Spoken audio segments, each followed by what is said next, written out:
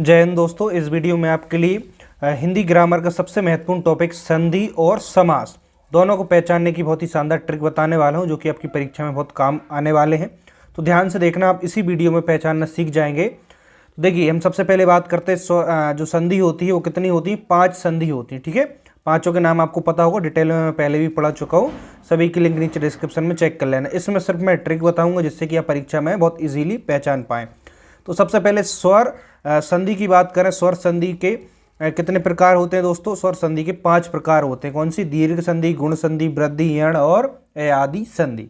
ठीक है, इस वीडियो में स्वर संधि के ही जो 5 प्रकार है उनकी ट्रिक बता रहा हूँ और समास की ट्रिक बताने वाला हूँ। आगे आप कमेंट्स करेंगे तो व्यंजन और विसर्ग की भी ट्रिक बता दूंगा। ध्यान से देखना कि दीर्घ संधि को कैसे पहचानेंगे परीक्षा में। सिंपल है दोस्तों, यदि अभी तक आपने नहीं पढ़ा है तो कोई टेंशन नहीं है। तो आप दीर्घ संधि को पहचानने की ट्रिक है कि बड़ी मात्रा आपको दिख जाए। ठीक है, जब भी बड़ी मात्रा दिखाई दे तो आप वहाँ पर लगाएंगे दीर्घ संधि। उदाहरण से क्लियर समझिए। हिमालय, हिमालय में यहाँ पे देखिए बड़ा माँ में क्या है? बड़ा आ की मात्रा है। तो जब भी क्या दिख जाए? स्वर की बड़ी मात्रा दिख जाए तो बड़ी मात्रा है हिमालय में, तो दीर्घ संधि बताएंगे। हरीश, हरीश में देखिए री में कैसी है? बड़ी ई है, यानी कि बड़ी मात्रा है, तो यहाँ पे कौन सी होगी? दीर्घ संधि। भानुदय में देखिए यहाँ पे बड़ा ऊ की मात्रा है। ठीक है, तो कुल मिलाकर जब भी एक भी बड़ी मात्रा दिखाई दे आपको, उस उदाहरण में आप बताएंगे दीर्घ संधि है। बहुत सिंपल है, समझ में आ गया होगा। अब देखिए गुण संधि की बात करें। गुण संधि को कैसे पहचानेंगे? इसमें एक मात्रा दिखाई देगी इस प्रकार से, या तो एक ही एक मात्रा देगी, एक ऊपर होगी, या फिर इसको ओ की मात्रा कहते हैं, इस प्रकार से होगी। तो आप इसको परीक्षा में पहचान पाएंगे। जैसे कि उदाहरण देखिए महेंद्र, तो यहाँ पे एक की मात्रा दिखाई दे रही, तो महेंद्र में आप बताएंगे गुण संधि है। नरेंद्र, एक मात्रा दिख रही है, नरेश में सॉरी, तो यहाँ पे कौन सी होगी? गुण संधि होगी। महोदय देखिए, महोदय में देखिए ओ की एक मात्रा है ऊपर। जब भी इस प्रकार से दो मात्रा में से कोई भी एक मात्रा दिखाई दे, उस उदाहरण में कौन सी होगी? गुण स्वर संधि। क्लियर है? इतना समझ में आ गया होगा। अब चलिए हम अगली संधि की ओर आगे बढ़ते हैं। तो ध्यान से देखना, वृद्धि संधि। वृद्धि स्वर संधि में कैसे पहचानेंगे? इसमें दो मात्रा दिखाई देंगी ऊपर, या तो आई की दो मात्रा होंगी या फिर औ की दो मात्रा। उदाहरण से समझिए, एक एक, तो ऊपर कैसी? दो मात्रा है, तो बताएंगे वृद्धि संधि है। सदैव, ऊपर दो मात्रा है, कौन सी होगी? वृद्धि स्वर संधि। ऊपर कैसी? औ की दो मात्रा है, यहाँ पे औ की दो मात्रा है महाौषधि में, तो उदाहरण किसका हो गया? वृद्धि स्वर संधि। क्लियर है? बहुत अच्छे से समझ भी आ रहा होगा। बहुत सिंपल और सरल ट्रिक है, ऐसी ट्रिक कोई नहीं बताएगा। यण, यण संधि कैसे पहचानेंगे? इसमें याद रखना या बा रा। ठीक है, या बा रा, 3 वर्ण याद रखना, इनके पहले कोई आधा वर्ण आए। ठीक है, शब्द लिखा है यहाँ पे, क्या होगा? वर्ण होगा। या बा रा के पहले कोई आधा वर्ण आए, ठीक है, तो कौन सा होगा वहां पर? यण स्वर संधि। जैसे कि यह देखिए अत्यल्प, यहाँ पे या के पहले आधा वर्ण आ रहा है, क्या? आधा ता, तो इस उदाहरण में बताएंगे यण स्वर संधि। दिव्य अर्पण में देखिए या के पहले आधा बा आ रहा है, तो यानी कि या बा रा के पहले कोई भी आधा वर्ण आए तो उस उदाहरण में कौन सी होगी? यण स्वर संधि। स्वागत में देखिए बा से पहले आधा सा आ रहा है, तो स्वागत में कौन सी संधि होगी दोस्तों? यण स्वर संधि। आई होप आपको बहुत अच्छे से समझ आ रहा होगा। तो वीडियो को पूरा देखिएगा, संधि और समास इसी वीडियो में आपकी क्लियर हो जाएंगे। अयादि स्वर संधि कैसे पहचानेंगे?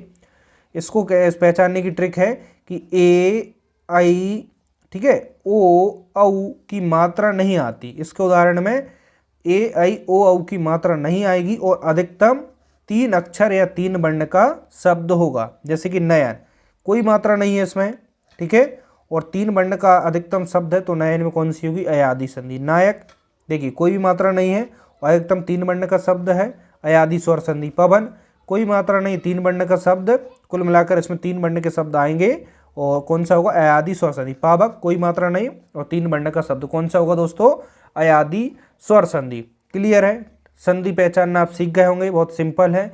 यदि आप इसको भूलते हैं तो इसको आप स्क्रीनशॉट ले लीजिएगा और रिवीजन एक बार कर लेना, तो आपको बहुत इजीली समझ आ जाएगा। अब चलिए हम सीधा समास पहचानने की ट्रिक की ओर आगे बढ़ते हैं। अब देखना, हम समास पहचानने की ट्रिक के बारे में बात कर रहे हैं, तो ध्यान से देखना और समझना। ठीक है, सबसे पहले समास की परिभाषा क्या होती है? 2 या 2 से अधिक सार्थक शब्दों के मेल से जो नए शब्द बनते हैं उसे हम समास कहते हैं। ठीक है, परिभाषा से क्लियर हो गया होगा। 2 या 2 से अधिक सार्थक शब्दों को मिला दें और उससे जो भी नया शब्द बने वो हमारा समास कहलाता है। समास के भेद परीक्षा में पूछ लिया जाता है, तो आपको भेद इसके पता होना चाहिए। समास के कितने भेद होंगे दोस्तों? समास के 6 भेद होते हैं। कौन कौन से? प्रश्न यहाँ से भी आता है, कितने भेद होंगे? 6। 6 के नाम याद होना चाहिए। पहला अव्ययी भाव समास, दूसरा तत्पुरुष समास, तीसरा कर्मधारय समास, चौथा द्वंद्व समास, पांचवा द्विगु समास और छठा बहुब्रीहि समास। ठीक है, इसका चाहे तो स्क्रीनशॉट ले लेना, आप कहीं पर भी वीडियो को पॉज करके, आपको रिवीजन में दिक्कत नहीं होगी।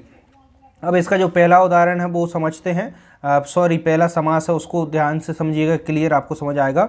अव्ययी भाव समास। देखिए अव्ययी भाव समास को पहचानने की ट्रिक क्या है?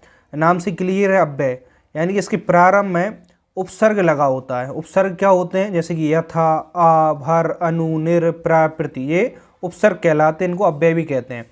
जिस भी शब्द के प्रारंभ में इस प्रकार के उपसर्ग लगे हों तो वहाँ पर हमारा अव्ययी भाव समास होगा। उदाहरण से समझिए, यथा स्थान, तो देखिए यथा इसमें लगा है तो देख कर ही पहचान जाएंगे अव्ययी भाव समास। इसका विग्रह कैसा होगा? देखिए यथा प्लस संभव शब्द से बना है, तो यथा देखिए उपसर्ग लगा है इसके आगे, इसका विग्रह होगा जैसा संभव हो। क्लियर है? अनुरूप, तो अनु यहाँ पे देखिए अभी हमने देखा अनु उपसर्ग है, तो अनु इसके आगे लगा, रूप के आगे अनुधन रूप, तो अनु क्या है? उपसर्ग है, शब्द के प्रारंभ में उपसर्ग लगा है तो अव्ययी भाव समास होगा, विग्रह होगा रूप के योग्य। बहुत अच्छे से समझ भी आ रहा होगा दोस्तों। प्रतिदिन, तो यहाँ पे देखिए प्रति लगा है, तो प्रति अभी हमने देखा उपसर्ग होगा, प्रतिधन दिन से मिलकर बना होता है और इसका विग्रह होगा प्रत्येक दिन। तो जब भी आपको शब्द के प्रारंभ में इस प्रकार के यथा, आ, भर, अनु, निर, प्रा, प्रति इत्यादि उपसर्ग दिखाई दे तो वहाँ पर अव्ययी भाव समास होगा। क्लियर है? अब दूसरा प्रकार समझते हैं तत्पुरुष समास को। चलिए अगला प्रकार देखिए तत्पुरुष समास। इसको कैसे पहचानेंगे? विग्रह करने पर इसमें कारक चिन्हों का लोप हो जाता है। ठीक है, जहाँ कारक चिन्हों का लोप होगा वहाँ पर तत्पुरुष समास होगा। अब कारक चिन्ह कौन से होते हैं? तो कारक चिन्ह होते हैं का, की, को, के, लिए, मैं, पर, से आदि। कैसे होंगे? कारक चिन्ह होंगे। जब भी इनका लोप दिखाई दे वहाँ तत्पुरुष समास होगा। उदाहरण से समझेंगे, मतदाता, तो इसका विग्रह हमने करा मत को देने वाला, तो यहाँ पे देखिए को कारक चिन्ह का इसमें लोप है मतदाता में, तो मतदाता विग्रह करा तो मत को देने वाला, तो हमें दिख गया इसमें को कारक चिन्ह का लोप है मतदाता में, तत्पुरुष समास होगा। सत्याग्रह, इसका विग्रह करेंगे सत्य के लिए आग्रह, तो के लिए आ गया इसमें, तो के लिए क्या है? कारक चिन्ह है, तो सत्याग्रह में इसका लोप है, तो सत्याग्रह कौन सा होगा? तत्पुरुष समास होगा। राजपुत्र, इसका विग्रह करेंगे राजा का पुत्र, तो का कारक चिन्ह है, यहाँ पे हमने देखा था अभी, तो इसमें चूंकि का कारक चिन्ह राजपुत्र शब्द में इसका विलोप हुआ है, तो जहाँ भी शब्दों का कारक चिन्हों का विलोप हो या लोप हो तो वहाँ पर हमारा कौन सा होगा? तत्पुरुष समास होगा। दोस्तों बहुत अच्छे से समझ आ रहा हो तो वीडियो को लाइक जरूर कर देना। अब चलिए अगले प्रकार की ओर हम आगे बढ़ते हैं।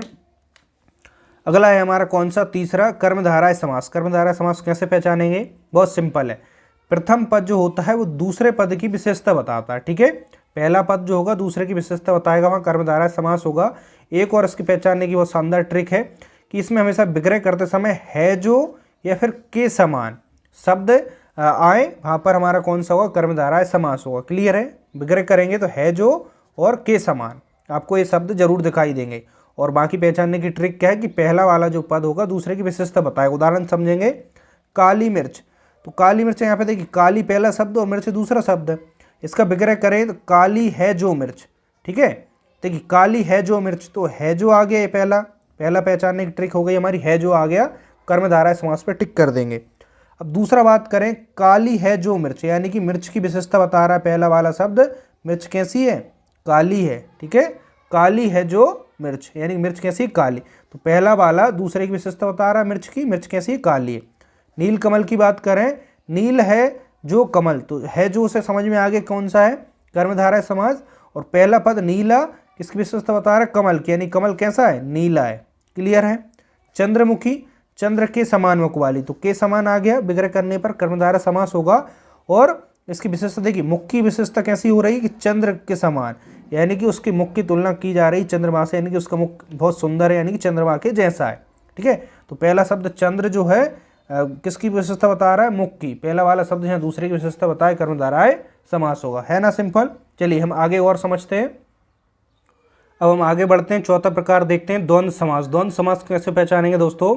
इसमें सिंपल है कि इसमें योजक चिन्ह होता है। योजक चिन्ह क्या होता है? जो डैश लगा इसको योजक चिन्ह कहते हैं। योजक चिन्ह लगा होगा या फिर इसका विग्रह करेंगे समासिक जो पद होगा उसका, तो इसमें और आएगा या आएगा एवं, इस प्रकार के उसमें शब्द दिखाई देंगे। द्वंद्व समास बहुत सिंपल है, योजक चिन्ह दिखाई दे या फिर विग्रह करने पर और या एवं दिखाई दे तो वहाँ पर द्वंद्व समास। उदाहरण से देखिए, माता पिता, तो यहाँ पे योजक चिन्ह लगा है तो सीधा पहचान जाएंगे कि कौन सा होगा, द्वंद्व समास।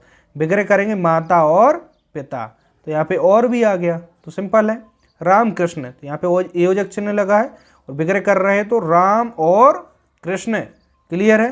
भाई बहन, योजक चिन्ह भी लगा है और विग्रह करना है भाई और बहन, तो इस सारे उदाहरण में कौन सा होगा, द्वंद्व समास होगा। चलिए आगे बढ़ते हैं हम। पांचवा जो प्रकार है समास का उसको समझते हैं, द्विगु समास। द्विगु समास को पहचानने की ट्रिक क्या होगी, प्रथम पद, इसका प्रथम पद कैसा होगा, संख्यावाचक होगा, यानी संख्या को दर्शाएगा या फिर उससे हमें समूह का पता चलेगा, ठीक है। समूह का पता चले या संख्या को दर्शाए, वहाँ द्विगु समास होगा। उदाहरण देखिए, नवरत्न, तो यहाँ पे नव क्या दर्शा रहा है, संख्या को, संख्यावाचक है, ठीक है। तो क्या होगा यहाँ पे द्विगु समास विग्रह करेंगे तो 9 रत्नों का समूह, ठीक है। तो यहाँ पे समूह को भी दर्शा रहा है। तो दोनों ट्रिक आपको इजी हो समझने में पर आसानी नहीं होगी, इजीली आप इसका उत्तर बता पाएंगे। सप्तद्वीप, सप्त, तो पहला क्या है पद, संख्यावाचक है, 7 द्वीपों का समूह, समूह को भी दर्शा रहा है तो द्विगु समास होगा। तिरंगा, तो पहला ती यानी 3 रंगों का समूह, तो यहाँ पे 3 क्या है, संख्यावाचक, 3 त्रि क्या है यहाँ पे, संख्यावाचक। तो कुल मिलाकर प्रथम पद संख्यावाचक हो, वहाँ पर द्विगु समास होगा। तो बहुत शानदार और अच्छी ट्रिक है दोस्तों, इससे परीक्षा में आपको बहुत ज़्यादा हेल्प मिलेगी। तो अभी तक आपने इस वीडियो को नहीं देखा था तो आपके लिए हो सकता है थोड़ी बहुत परेशानी हो रही होगी, लेकिन इस वीडियो के बाद बिल्कुल परेशान नहीं होगी। इसको ज़्यादा से ज़्यादा शेयर जरूर करना। बहुब्रीहि समास को और देखिए, इसमें क्या होता है, दोनों पद मिलकर तीसरे पद की ओर संकेत करते हैं, ठीक है। जहाँ तीसरे पद की ओर संकेत करें बहुब्रीहि समास होगा।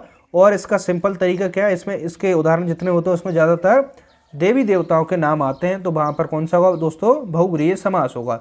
उदाहरण से समझेंगे, घनश्याम, तो घनश्याम देखिए देवी देवताओं का नाम है, तो यहाँ पे हम डायरेक्ट देख कर ही लगा सकते हैं बहुब्रीहि समास होगा। बाकी इसका विग्रह करेंगे तो घन के श्याम है जो, यानी घन और श्याम 2 पद मिलकर किसी तीसरे की ओर संकेत कर रहे हैं। घन और श्याम किसकी ओर संकेत कर रहे हैं दोस्तों, कृष्ण की ओर। घनश्याम किसे कहा जाता है, कृष्ण को।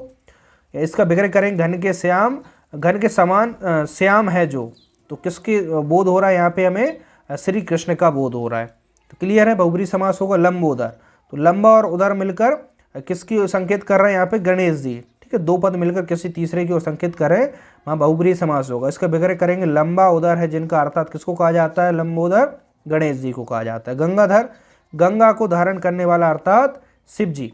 तो इसमें देखिए दोनों ट्रिक काम आ गई, देवी देवताओं के नाम भी आते हैं इसमें, और जो दोनों पद हैं वो मिलकर किसी तीसरे विशेष का बोध कराते हैं।